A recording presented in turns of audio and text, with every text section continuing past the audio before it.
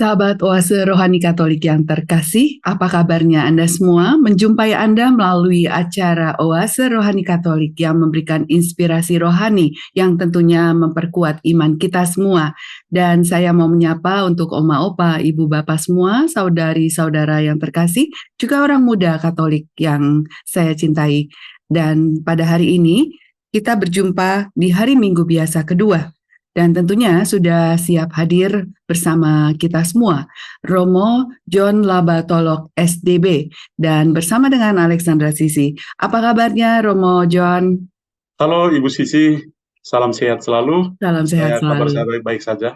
Puji Tuhan Romo, di tengah kesibukan Romo masih bisa menyempatkan untuk hadir untuk memperkuat iman kami semua melalui inspirasi rohani pada minggu biasa kedua ini. Terima kasih Romo, dan mari sama-sama kita awali dengan doa pembuka. Silakan Romo John. Ibu Sisi dan juga para pemirsa Warsi Rohani Katolik yang saya kasih dalam Kristus, mari kita mengawali dengan doa dalam nama Bapa dan Putra dan Roh Kudus. Amin. Amin. Ya Allah, melalui kesaksian Yohanes Pembaptis, Engkau telah memperkenalkan putramu kepada kami sebagai anak domba yang menghapus dosa-dosa dunia. Semoga kami semakin setia mengikuti Dia, mendengarkan sabdanya, serta melaksanakan kehendaknya. Sebab Dialah Tuhan dan pengantara kami, yang bersama dengan Dikau dalam persatuan Roh Kudus, Allah sepanjang segala masa. Amin. Amin.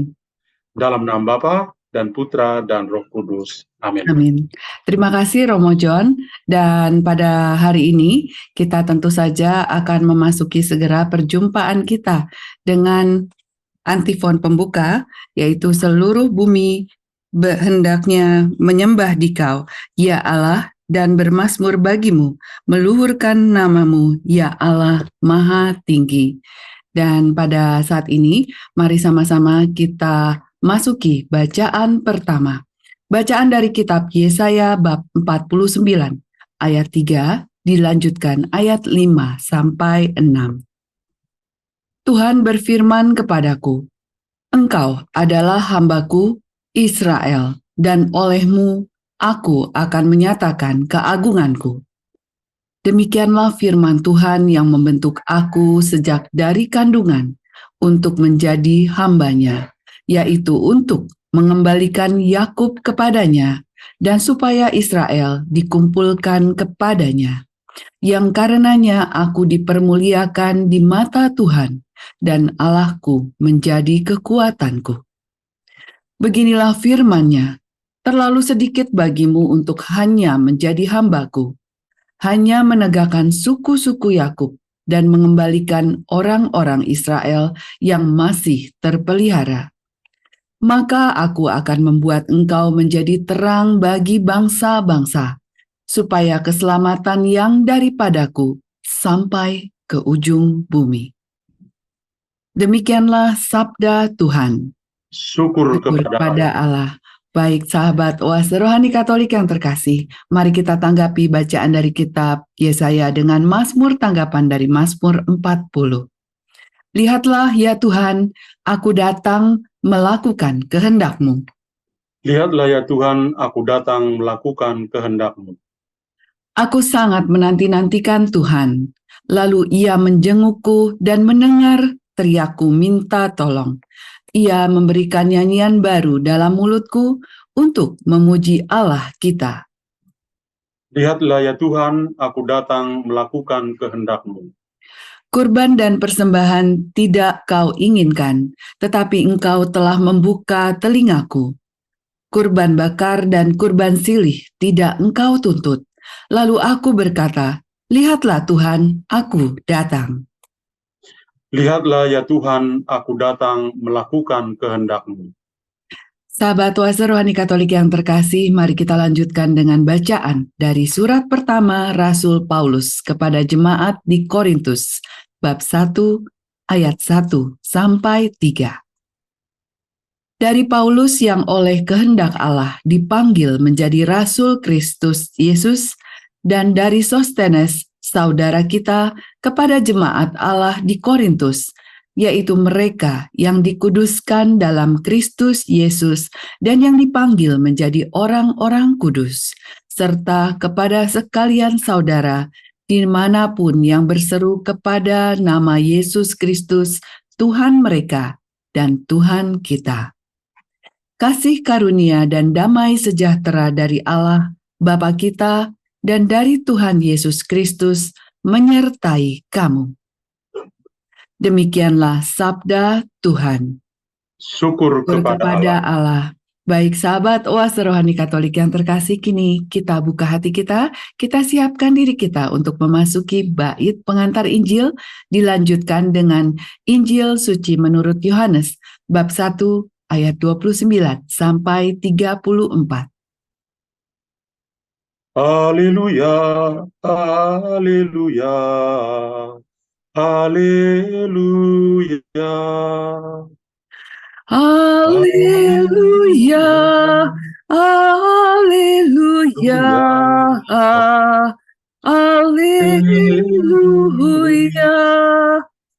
Firman telah menjadi manusia, semua orang yang menerimanya diberinya kuasa untuk menjadi anak-anak Allah.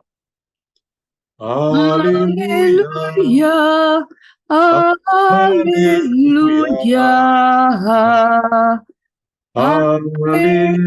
haleluya. Tuhan bersamamu. Dan bersama rohmu. Inilah Injil suci menurut Yohanes. Dimuliakanlah Tuhan. Ketika Yohanes membaptis di Sungai Yordan, ia melihat Yesus datang kepadanya. Maka katanya, "Lihatlah anak domba Allah yang menghapus dosa dunia. Dialah yang kumaksudkan ketika kukatakan, sesudah aku akan datang seseorang yang telah mendahului aku, sebab dia telah ada sebelum aku. Aku sendiri pun mula-mula tidak mengenal dia, tetapi untuk itulah aku datang dan membaptis dengan air, yakni supaya ia dinyatakan kepada Israel." Dan Yohanes memberi kesaksian, katanya, "Aku telah melihat roh turun dari langit, seperti burung merpati, dan roh itu tinggal di atasnya. Aku pun sebenarnya tidak mengenal dia, tetapi yang mengutus aku membaptis dengan air telah berfirman, jikalau engkau melihat roh turun ke atas seseorang dan tinggal di atasnya, dia itulah yang akan membaptis dengan Roh Kudus. Dan aku telah melihatnya, maka aku memberi kesaksian, dia inilah anak Allah." Demikianlah sabda Tuhan. Terpujilah Kristus. Terima kasih Romo John, dan itulah sahabat Oase Rohani Katolik yang terkasih, bacaan Injil Suci menurut Yohanes bab 1 ayat 29 sampai 34. Baik Romo John, kali ini kita awali dulu dengan bacaan pertama. Kira-kira inspirasi rohani apa yang mau disampaikan Romo? Baik, Ibu Susi dan pemirsa Oase Rohani Katolik yang saya kasih dalam Kristus. Kita sudah meninggalkan masa Natal, dan minggu yang sudah kita lewati itu dihitung sebagai minggu yang pertama dalam masa biasa. Dan hari ini kita masuki hari Minggu biasa yang kedua. Dan apa yang menarik ya dari bacaan-bacaan kitab suci, ya ketiga bacaan kitab suci yang tadi barusan kita dengar sama-sama mau mengatakan pada kita tentang Yesus sebagai satu-satunya penyelamat kita. Mari kita mulai dengan bacaan pertama. Tadi dalam bacaan pertama kita mendengar dari Yesaya bab 49, itu biasa disebut sebagai mada kedua dari hamba Yahweh. Dan Nabi Yesaya itu merasa bahwa sebagai bagian dari panggilan hidupnya, dia berusaha untuk menyampaikan warta sukacita untuk keagungan Allah, terutama bagi umat Israel setelah mereka mengalami masa perbudakan di negeri asing di Babilonia. Dan Mada kedua hamba Yahweh ini ditulis setelah orang-orang Israel itu kembali ke Yerusalem. Dan karena itu merupakan penghiburan yang besar kepada mereka. Sebuah nada optimisme yang diberikan oleh Nabi Yesaya kepada umat Israel. Maka pengalaman-pengalaman masa lalu di Babel yang bagi mereka itu negeri asing yang menyakitkan, itu kini mengalami pemulihan dengan nada-nada optimisme yang diberikan oleh Yesaya kepada umat Israel. Dan yang mau dikatakan oleh Nabi Yesaya adalah bahwa Tuhan itu tetap mencintai mereka, Tuhan mengingat mereka, dan Tuhanlah satu-satunya penyelamat bagi mereka. Dan ini tentu bagi saya adalah sebuah revolusi mental bagi umat Israel setelah perbudakan di Babel, kembali ke Yerusalem, dan mental mereka dibentuk kembali untuk sungguh-sungguh melekat pada Tuhan. Dan revolusi mental apa yang dikatakan oleh Nabi Yesaya kepada umat Israel? Tadi pas di ayat yang kelima, itu menarik ya, saya bacakan ini. Tuhan yang membentuk aku sejak dari kandungan untuk menjadi hambanya, untuk mengembalikan Yakub kepadanya, dan supaya Israel dikumpulkan kepadanya. Maka aku dipermuliakan di mata Tuhan, dan Allahku menjadi kekuatanku. Saya mengutip di ayat yang kelima dari bab 49 yang tadi kita dengar, ya.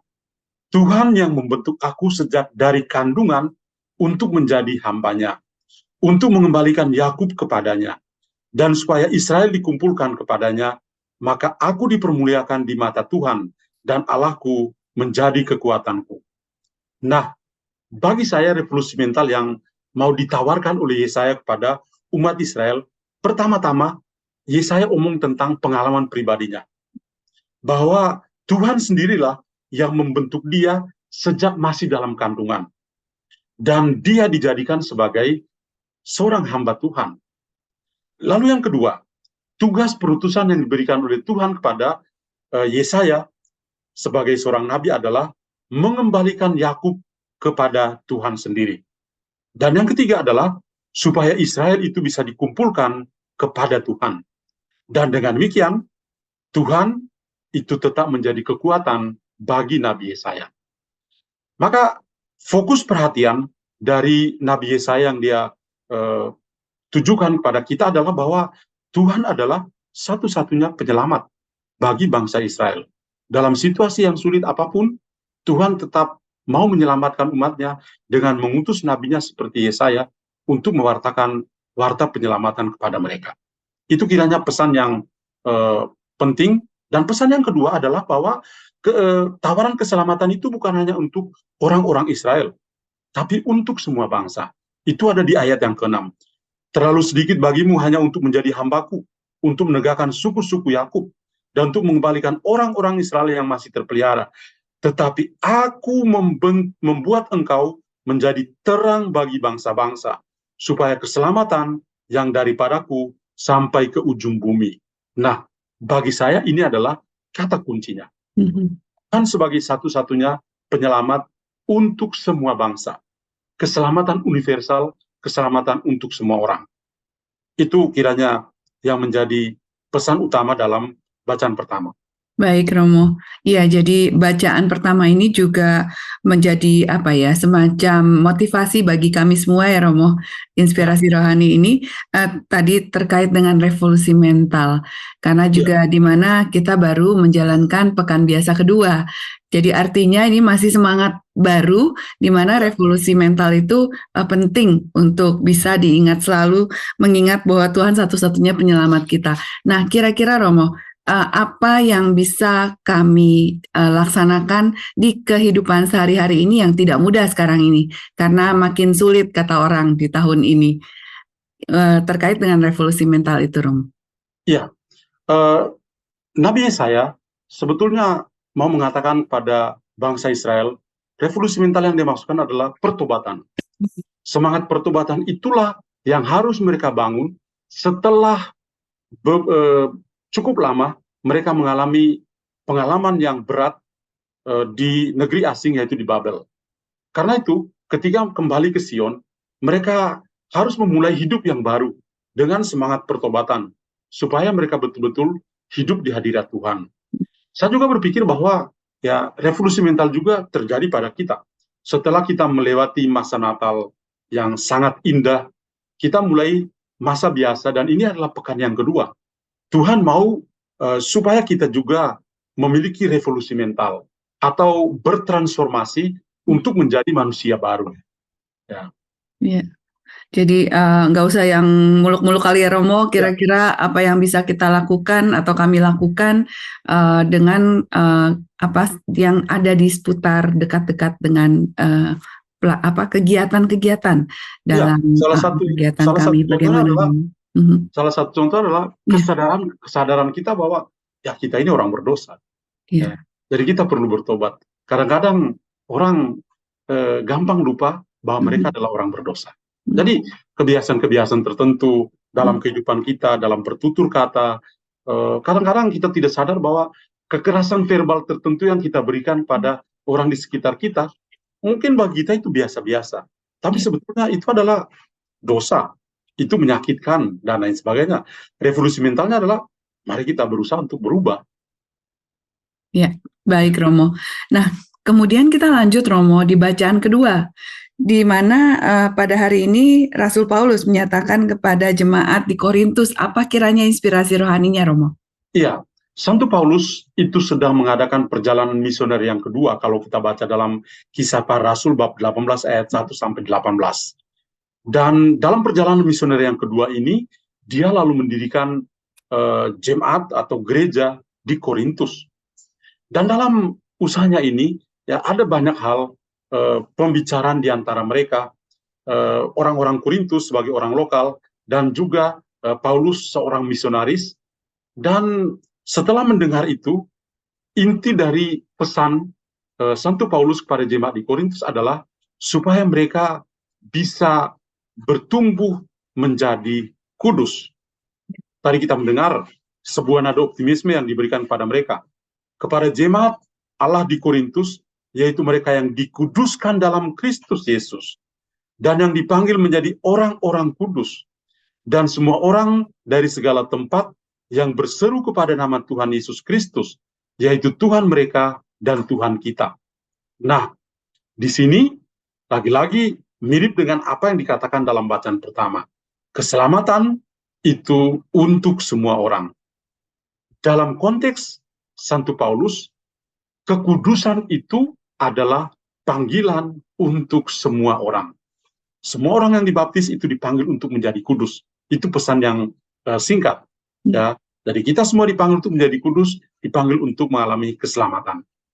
Baik Romo, jadi ini juga pesan yang sangat singkat tapi padat gitu. Terkait juga dengan bacaan pertama tadi, kalau saya pahami, dengan revolusi mental tadi, pertobatan, kemudian menuju kekudusan yang menjadi panggilan untuk semua orang begitu ya Romo. Betul. Nah, kira-kira dalam merangkum bacaan pertama dan kedua pada hari ini, kira-kira apa Romo yang bisa diberikan juga kepada kami terkait dengan kehidupan sehari-hari yang kami jalani untuk supaya bisa menjadi kudus? Karena takutnya kita berpikir yang jauh-jauh lagi gitu, kudus. Ya. Artinya sesuatu yang sangat-sangat mulia begitu atau sangat kudus. Nah ini yang dekat dengan kami bagaimana Romo? Ya, saya lalu teringat pada perkataan dari Paus Fransiskus. Paus Fransiskus mengatakan bahwa kekudusan ya itu ada di samping pintu kita, pintu rumah kita. Artinya apa? Kita tidak perlu mencari yang muluk-muluk tentang bagaimana menjadi orang kudus. Tapi orang kudus itu kita bisa jumpai di sebelah pintu kita. Mereka adalah orang-orang tua yang bisa bertahan dalam penderitaan, dalam sakit penyakit mereka, orang-orang yang selalu rela untuk menolong orang-orang yang lain, tanpa melihat apakah mereka itu seiman dengan kita atau tidak. Bahwa mereka adalah orang-orang baik yang selalu memperjuangkan kebaikan, itu adalah orang-orang kudus yang ada di sekitar kita. Maka dengan demikian kita juga terpanggil untuk melakukan hal-hal yang terbaik untuk kebaikan kita dan juga tentu kebaikan banyak orang. Nah, saya yakin bahwa ini juga yang dialami oleh Paulus ketika dia berada di Korintus. Ya, ketika itu juga dia menyaksikan bagaimana orang-orang di situ adalah orang-orang sederhana yang menerima Injil yang diwartakan oleh Paulus, dan sangat jelas ketika dia mengatakan untuk saudara-saudara di Korintus, mereka adalah jemaat Allah yang dikuduskan dalam Kristus, dipanggil untuk menjadi orang-orang kudus. Jadi itu seperti penguatan yang diberikan oleh Paulus kepada mereka, dan juga untuk kita semua yang hari ini mendengar hal yang sama. Baik bacaan pertama dan kedua, sama-sama Allah atau Tuhan itu satu-satunya penyelamat kita, dan dia menghendaki keselamatan dan kekudusan kita. Ya, baik. Jadi ini yang penting untuk diingat bahwa Tuhan satu-satunya penyelamat kita. Dan juga tadi Romo ingatkan kembali, revolusi mental ini terkait dengan pertobatan untuk menuju kekudusan melalui orang dekat tetangga kita, sebelah kita, keluarga kita, begitu ya Romo? Baik Romo. Ya, kira-kira ini yang menjadi inspirasi kekuatan bagi kami untuk beraktivitas pada hari ini dan selanjutnya. Nah, sayang sekali Romo, perjumpaan kita juga di sesi pertama ini sudah berada di penghujung. Untuk itu, sahabat Oase Rohani Katolik yang terkasih, tadi mari kita sama-sama kembali merenungkan apa yang menjadi inspirasi rohani dari bacaan pertama dan kedua. Dan kemudian kita akan melanjutkan kembali bertemu di sesi yang kedua.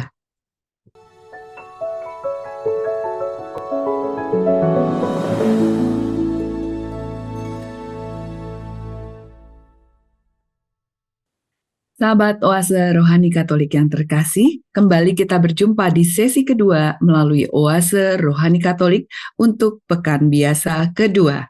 Dan apa kabarnya? Mungkin Anda yang baru saja bergabung pada saat ini dan tadi belum sempat untuk menyimak sesi yang pertama. Tadi telah kita dapatkan inspirasi rohani dari bacaan pertama dan kedua bersama dengan Romo John Labat Tolok SDB dan juga Alexandra Sisi. Baik, Romo John, mungkin bagi sahabat Oase Rohani Katolik yang baru saja bergabung juga memerlukan kesimpulan yang kita dapatkan bersama melalui inspirasi rohani pada hari ini, Romo. Silakan Romo untuk memberikan sedikit rangkuman kesimpulan perjumpaan kita di sesi pertama. Ya, tadi dalam sesi pertama kita membahas apa yang dikatakan oleh Nabi Yesaya dan juga Santo Paulus dalam bacaan pertama dan kedua. Dan kedua bacaan itu sama-sama mengarahkan kita pada sosok Allah sebagai penyelamat kita. Dan Allah yang menyelamatkan kita itu menghendaki pertama, pertobatan yang bisa kita lakukan dalam diri kita, supaya kita bisa menjadi tanda pertobatan juga bagi orang-orang lain. Dalam konteks bacaan pertama, sebagai terang bagi bangsa-bangsa yang lain. Dan dalam bacaan kedua, Santo Paulus coba untuk mengajak kita supaya kita bertumbuh dalam kekudusan. Kekudusan adalah panggilan yang Tuhan berikan kepada kita semua. Maka patutlah kita bertumbuh dalam kekudusan. Dan kalau kita bertumbuh dalam kekudusan, kita tentu menjadi atau berusaha untuk dari hari ke hari menjadi semakin dekat dengan Tuhan dalam kata dan karya, pokoknya dalam kehidupan kita yang konkret. Itu. Baik Romo, dan saat ini kami juga ingin sekali memperoleh inspirasi rohani terkait dengan bacaan Injil dari Injil Suci Yohanes bab 1 ayat 29 sampai 34. Nah, ini apa yang hendak disampaikan Romo? Baik, Ibu Sisi dan pemirsa Oase Rohani Katolik, sosok yang kita jumpai dalam bacaan Injil itu dua. Yang pertama, Yohanes Pembaptis, dan yang kedua adalah Tuhan Yesus sendiri. Yohanes Pembaptis kita tahu perannya begitu penting mempersiapkan kedatangan Yesus dengan seruan tobat, dengan membaptis begitu banyak orang di Sungai Yordan, dan bahkan Yesus sendiri dibaptis oleh Yohanes. Dan pembaptisan yang diberikan oleh Yohanes itu sebagai tanda pertobatan bagi orang-orang supaya mereka bisa lebih layak menyambut kedatangan Yesus sebagai Sang Mesias yang dipersiapkan kedatangannya oleh Yohanes. Nah, hal yang menarik adalah Yohanes juga tidak hanya membaptis, dia juga memperkenalkan Yesus kepada para muridnya. Dalam Injil tadi, kita mendengar bagaimana dia memperkenalkan Yesus kepada para muridnya. Lihatlah anak domba Allah. Ya, lihatlah anak domba Allah. Dan kita tentu merasa, wah gimana ya? Yohanes dan para murid, dia perkenalkan Yesus, lihatlah anak domba Allah. Kemudian, dalam Injil Yohanes dikatakan bahwa para murid Yohanes itu langsung perlahan-lahan meninggalkan dia dan mengikuti Yesus menjadi cikal bakal murid Yesus. Nah, fokus perhatian kita hari ini adalah ketika Yohanes mengatakan anak domba Allah. Yesus Kristus adalah pribadi yang bagi Yohanes seorang yang telah mendahulunya. Dia ada sebelum Yohanes. Tadi kita mendengar itu dalam bacaan Injil. Yohanes mula-mula juga tidak mengenal dia. Tetapi orang yang mengutus dia untuk membaptis itu mengingatkan dia. Nanti kalau Roh Kudus itu turun dan tinggal di atasnya, dia itulah Sang Mesias. Dia itulah Yesus yang dinantikan. Maka pada bagian terakhir dari bacaan Injil tadi, Yohanes bersaksi bahwa Yesus sungguh-sungguh adalah anak Allah. Nah, pokok pemikiran yang penting di sini adalah Yesus itu diperkenalkan oleh Yohanes Pembaptis sebagai anak domba Allah. Dan dalam Ekaristi ditambahkan dia yang menghapus dosa-dosa kita. Kalau kita ingat ya, setiap perayaan Ekaristi selalu anak domba Allah yang menghapus dosa dunia. Ya, itu satu rangkaian. Ya, Yesus sebagai anak domba Allah.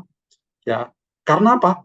Yohanes mau mengatakan bahwa Yesus itulah satu-satunya yang menyelamatkan kita. Dia mengorbankan dirinya, memberi dirinya sampai tuntas untuk keselamatan kita. Itu. Ya, baik Romo. Jadi ini mengingatkan kita juga bahwa seruan tobat, kemudian juga melalui pembaptisan kita juga menitik beratkan fokusnya kepada Yesus yang menjadi penyelamat kita. Lalu bagaimana Romo penerapannya dalam kehidupan kita untuk mengingat terkait dengan pesan dari Injil Yohanes ini, Romo? Ya, pertama kita melihat sosok Yesus sebagai satu-satunya penyelamat kita. Karena apa? Karena dia mengorbankan dirinya sampai tuntas untuk keselamatan kita. Dia menumpahkan darahnya di kayu salib untuk keselamatan kita. Maka Yohanes coba untuk membantu kita, maksudnya Yohanes Pembaptis, membantu kita untuk melihat sosok Yesus itu seperti yang digambarkan dalam kitab Nabi Yesaya, dalam kitab Perjanjian Lama ya. Kalau kita membaca dalam kitab Nabi Yesaya bab 53 yang ke-7, juga di sana dilihat ya hamba Yahweh yang menderita sebagai Sang Mesias yang pengorbanannya itu serupa dengan anak domba. Ya, anak domba. Yesaya bab 53 ayat yang ke-7. Dan darah anak domba juga mengingatkan kita pada darah anak domba yang dioles di depan pintu orang-orang Israel. Dan itu yang menyelamatkan. Kalau kita baca dalam kitab Keluaran bab 12 ayat 6-7 itu ada di sana. Ya, maka gambaran Kristus sebagai anak domba itu menunjuk pada seorang Yesus yang punya pengorbanan yang luar biasa. Dikatakan Yesus adalah satu-satunya penyelamat kita karena dia tidak hanya berbicara, tapi dia mengorbankan tubuh dan darahnya untuk kita semua. Dan itu juga yang masih kita kenang saat ini dalam Ekaristi yang dirayakan. Ya. Hari Minggu ini fokus kita pada Ekaristi. Ya, kita semua pasti semakin dikuatkan karena kita melihat sosok Yesus sebagai anak domba Allah yang menyelamatkan kita, menghapus dosa-dosa kita. Ya, baik. Jadi bagaimana juga kami semua diingatkan kembali untuk selalu rindu akan perayaan Ekaristi dan juga dalam melaksanakan perayaan Ekaristi itu secara fokus dan benar-benar begitu ya, Romo? Ya. Ya. Baik, lalu apa yang menjadi keterkaitan antara bacaan 1, kedua, dan juga bacaan Injil, Romo? Dari ketiga bacaan yang tadi kita dengar, baik bacaan pertama, bacaan kedua, dan bacaan Injil, sosok-sosok yang bisa membantu kita untuk bertumbuh dalam iman dan menguatkan kita untuk semakin percaya pada Yesus sebagai satu-satunya penyelamat kita adalah yang pertama, Nabi Yesaya. Yesaya dalam pewartaan bacaan pertama sangat jelas menampilkan Yesus sebagai terang bagi bangsa-bangsa. Lalu yang kedua adalah Santo Paulus yang mengajak kita untuk bertumbuh dalam kekudusan. Dan yang ketiga adalah Yohanes Pembaptis yang memperkenalkan kita pada sosok Yesus sebagai anak domba Allah yang menghapus dosa-dosa kita. Jadi ketiga tokoh ini, Yesaya, Paulus, dan Yohanes Pembaptis, sama-sama membawa kita kepada Tuhan Yesus Kristus sebagai sumber keselamatan kita. Dia yang diutus oleh Bapa untuk menyelamatkan kita. Lalu fokus yang kedua ya dalam bacaan-bacaan kita adalah bahwa kita semua semakin mencintai Tuhan karena apapun kehidupan kita, ternyata Tuhan itu maha baik. Sifat maha baik Tuhan itu ditunjukkan mulai dari bacaan pertama.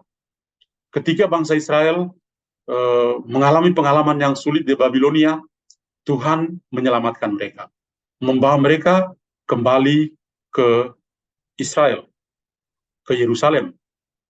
Yang kedua, Santo Paulus, ketika melihat orang-orang di Korintus hidupnya tidak betul, dia mengoreksi mereka untuk bisa bertumbuh dalam kekudusan. Dan ketiga, Yohanes Pembaptis dengan menyiapkan kedatangan Mesias, membaptis orang-orang di Sungai Yordan, membawa para muridnya untuk mengikuti Yesus, itu sama-sama membuat kita merasa bangga ya untuk bisa menerima Tuhan dan bertumbuh dalam iman kepada Kristus. Maka pertanyaannya adalah apa yang harus kita lakukan? Ya, tugas kita. Ya, mari kita berusaha untuk semakin setia dalam melayani, dalam memberikan peneguhan dan kekuatan kepada siapa saja, seperti yang dilakukan oleh Yesaya, Paulus, dan Yohanes Pembaptis. Dan yang kedua, bacaan-bacaan ini juga coba untuk membantu kita fokuslah pada Tuhan. Dalam pengalaman-pengalaman kita, mungkin pengalaman yang berat atau ringan, fokuslah pada Tuhan. Itu kiranya fokus pewartaan yang bisa kita ambil dari ketiga bacaan pada pekan kedua masa biasa ini. Baik Romo, terima kasih Romo. Ini melengkapi dengan adanya 3 bacaan ini bagaimana kami juga harus melaksanakan apa yang sudah diperoleh ini untuk dalam keseharian kami semua. Tadi dengan sosok-sosok yang menjadi teladan bagi kita semua juga menjadi sangat inspiratif begitu ya Romo, untuk selalu tadi fokus pesannya Romo adalah fokus pada Tuhan. Pada Tuhan. Karena memang kadang-kadang kalau orang yang kami ini mungkin suka banyak yang lupa. Kalau dalam masa-masa suka itu ya ingatnya yang senang-senang. Nanti dalam masa duka baru mencari Tuhan. Nah itu apapun yang terjadi, tadi Romo berpesan untuk selalu fokus kepada Tuhan, begitu ya Romo? Iya. Ya. Jadi teringat ya banyak orang itu kalau dalam kesulitan dulu baru rajin novena, rajin ke gereja. Begitu selesai, tunggu butuh Tuhan baru datang lagi. Saya kira tidak seperti itu. Ya, orang seperti Yesaya, Paulus, dan Yohanes Pembaptis sama-sama mengatakan, ayo, mari kita fokus pada Tuhan. Ya, dalam pengalaman-pengalaman kita, seberat apapun ya pengalaman kita, sesulit apapun, mari kita kembali pada Tuhan. Itu. Ya. Dan juga bagaimana Romo dengan sekarang ini kan teknologi semakin canggih, lalu juga mungkin orang-orang lebih mengandalkan itu daripada mengandalkan tadi fokus kepada Tuhan. Ada yang mungkin berpikir ya dengan pengetahuan yang semakin tinggi dan teknologi yang semakin canggih, juga mungkin ada yang berpikir bahwa saya tidak butuh Tuhan. Nah ini bagaimana Romo? Iya, ada yang memang punya prinsip seperti itu. Oke lah, sebagai manusia dengan kebebasannya, oke, kita menghormati kebebasan mereka ya. Tetapi kita harus ingat bahwa sarana apapun yang kita miliki ya, itu adalah pemberian dari Tuhan atau anugerah dari Tuhan untuk menjadi jembatan penghubung antara kita dengan Tuhan Sang Pencipta. Jadi seorang misalnya jadi masuk dalam fenomena fabbing itu fonsnabbing. Fonsnabbing itu adalah orang yang matanya hanya melekat pada layar HP saja misalnya. Ya sebetulnya tidak harus seperti itu ya.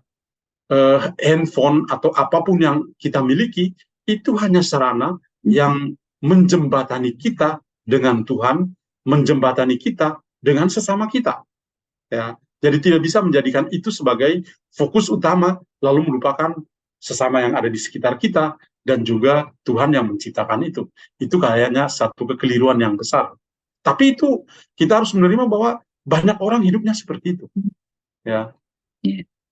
Baik Romo, semoga ini juga menguatkan kami semua dengan inspirasi-inspirasi yang ada. Dan kita sudah juga tiba di perjumpaan penghujung pada pekan biasa kedua ini di Oase Rohani Katolik. Untuk itu sebelum kita melangkah pada doa penutup Romo, kiranya Romo bisa memberikan pesan untuk kami semua dalam melanjutkan aktivitas kami. Ibu Susi dan juga para pemirsa Oase Rohani Katolik yang terkasih, kita semua berada dalam satu bahtera yang sama. Kalau kita mengingat umat Israel dalam kitab Perjanjian Lama, menurut Nabi Yesaya tadi, kita mengingat jemaat di Korintus, kita mengingat orang-orang yang ada di sekitar Yohanes Pembaptis pada saat itu, sebetulnya sama dengan kita yang hari ini mendengarkan sabda yang sama. Sama-sama punya kesulitan, sama-sama punya beban, dan lain sebagainya. Tapi apa yang perlu kita pikirkan? Dalam segala situasi hidup kita seperti itu, Tuhan selalu hadir. Tuhan selalu hadir dan memberikan kita orang-orang tertentu. Hari ini misalnya melalui Yesaya, Paulus, dan Yohanes Pembaptis. Tapi dalam keseharian kita, Tuhan juga hadir dalam diri orang-orang yang ada di sekitar kita, yang memberikan kesadaran kepada kita untuk berevolusi mental, menjadi semakin Kristiani, semakin menjadi serupa dengan Kristus sendiri dalam kata dan karya kita. Saya kira itu pesan yang baik untuk kita semua. Terima kasih banyak Romo John dan sahabat Oase Rohani Katolik yang terkasih. Dengan demikian kami pamit undur dan Romo John Labatolok SDB beserta dengan Alexandra Sisi pamit undur dari hadapan Anda dan kita akan berjumpa di lain kesempatan dalam Oase Rohani Katolik pada kesempatan edisi yang lain. Dan saat ini mari sama-sama kita siapkan diri kita untuk berdoa penutup dan memperoleh berkat Tuhan melalui Romo John. Silakan Romo. Dalam nama Bapa dan Putra dan Roh Kudus. Amin. Amin. Bapa dalam surga, kami bersyukur padamu karena Engkau memberikan Yesus Kristus Putramu sebagai satu-satunya penyelamat kami. Kami percaya dan kami juga bersyukur untuk sabda yang kami dengar pada hari ini membuat kami bertumbuh dalam iman dan cinta kasih kepadamu. Berkatilah kami semua yang mendengarkan sabda ini, semoga kami berjalan dalam jalan kekudusan sesuai dengan kehendak-Mu. Berkatilah juga saudara-saudara kami yang masih bergumul dalam kehidupan mereka, yang masih berada dalam kegelapan, kiranya terang-Mu juga menjangkaui kehidupan mereka, agar mereka juga keluar dari kegelapan dan menyambut Engkau sebagai terang bagi kehidupan mereka. Terima kasih Tuhan, nama-Mu kami puji kini dan sepanjang masa. Amin. Amin. Tuhan bersamamu. Dan bersama roh-Mu. Semoga Allah yang Maha Kuasa memberkati saudara sekalian, Bapa dan Putra dan Roh Kudus. Amin. Amin. Terima kasih Romo John dan juga sahabat Oase Rohani Katolik yang terkasih. Dan selamat beraktivitas dengan penuh kasih. Tuhan memberkati.